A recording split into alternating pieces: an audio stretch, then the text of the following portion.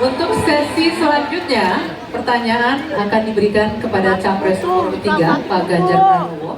Sebelumnya saya akan mengundang salah satu panelis, Bapak Ukiman Taruna Sayoga, PhD, untuk mengambil subtema dan tolong diperlihatkan kepada para Capres serta ke moderator.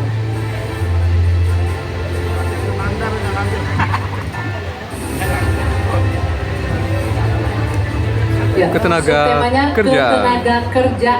Ketenaga kerjaan. Dan selanjutnya saya mengundang Prof. Ina Andriani, Med PhD, termasuk untuk mengambil tentu saja isu penciptaan lapangan kerja yang sempat digaungkan di masa lalu, 10 juta lapangan kerja. Ditunjukkan. Apakah memang terrealisasi atau tidak? B. Di 5 tahun pertama dari pemerintahan Pak Jokowi.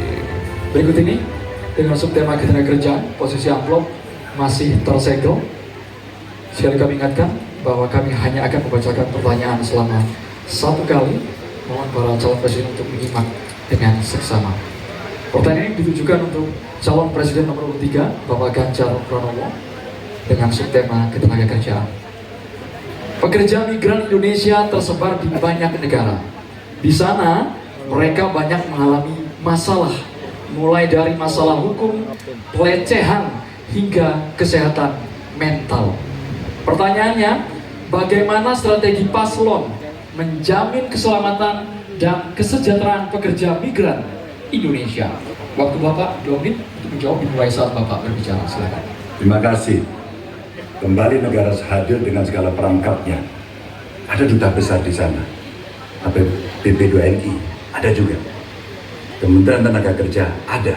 Pemerintah daerah ada. Kami mau bercerita pengalaman. Karena kemarin kami komunikasi dengan pekerja migran kita ada di Hong Kong. Kita live bersama dan mereka menuntut apa yang menjadi pertanyaan ini. Pak Ganjar, apa pelindungan yang diberikan kepada kami? Inilah panic button, inilah nomor telepon, dan kalian kalau ada masalah telepon ke situ. Kalau tidak, makanya akan kita tarik di pemerintah tertinggi agar kita bisa mengintervensi. Kenapa ini menjadi penting?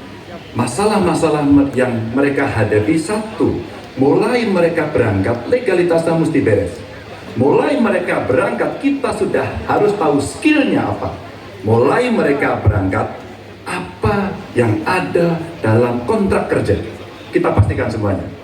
Dari kementerian yang ada, lembaga yang ada, itulah kontrol dilakukan. Kenapa saya bicara sampai mesti ada tempat melapor, duta besar yang aktif, agar kita bisa melindungi segenap bangsa Indonesia dan seluruh bandara, warganya dimanapun mesti dilindungi. Dan dari sinilah pengalaman kami pernah membebaskan beberapa pekerja yang bermasalah, baik di Arab Saudi, di Sudan, terus kemudian di Kamboja, yang mereka terindikasi TPPO. Maka ketika kemudian melihat seperti ini, tindakan tegas adalah dari pemimpin tertinggi. Pengalaman saya jadi gubernur, maka yang saya telepon adalah Menlu, yang saya telepon adalah duta besar, dan bagaimana kita beraksi agar kita bisa menyelesaikan persoalan itu. Komitmen ini tidak terlalu sulit.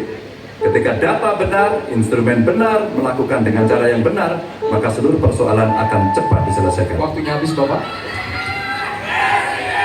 Sekarang kami berikan kesempatan kepada calon presiden nomor 1, Bapak Anies Baswedan. Terima kasih, Pak Ganjar.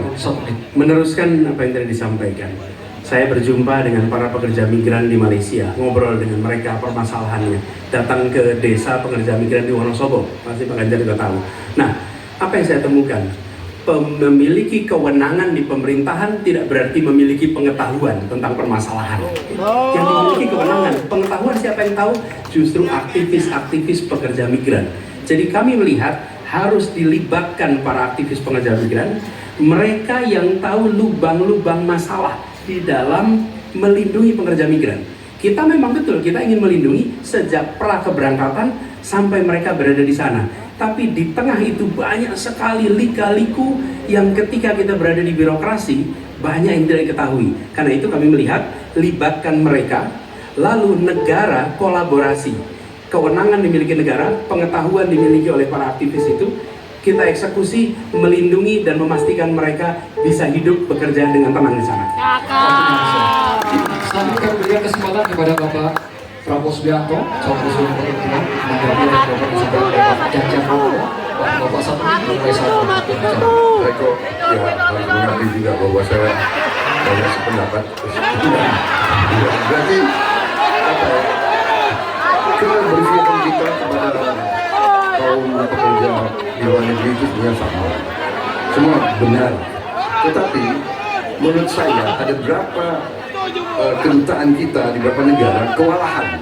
Masalahnya terlalu banyak. Jadi benar yang disampaikan Pak Anies, aktivis-aktivis ini sangat membantu untuk mengikuti dan membantu pekerja migran kita di mana-mana. Saya pernah pengalaman, saya pernah diberitahu oleh seorang aktivis, seorang perempuan tentang seorang pekerja perempuan di Malaysia yang 2 minggu lagi mau digantung.